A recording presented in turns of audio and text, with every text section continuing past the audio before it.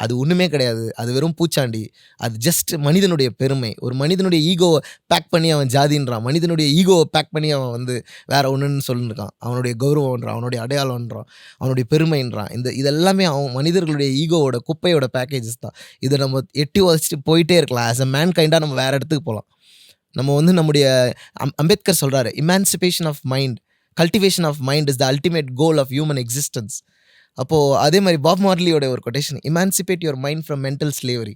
நம்ம மென்டல் ஸ்லேவரிலருந்து வெளிய வரணும். பிசிக்கல் ஸ்லேவரிலருந்து அரசியல் சட்டம் நம்மள விடுதலை செய்துருச்சு.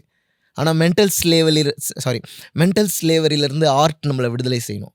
அதுக்கான ஆர்ட்ட கிரியேட் பண்ற இதில தான் எனக்கு இவ்ளோ சேலஞ்சஸ் வந்திருக்கு. ஸோ, அதனால இந்த இன்சல்ட்ஸ் எல்லாமே எனக்கு தர்ற இன்புட்ஸ்ன்னு தான் நெனைக்கிறேன். இந்த இன்புட்ஸ் எல்லாம் வச்சுக்கிட்டு தான் இன்னும் நெறைய பாட்டு பண்ணணும். ஏன்னா இன்சல்ட் பண்ணவங்க எல்லாரையுமே நான் ரொம்ப நேசிக்கிறேன் ஆக்சுவலி.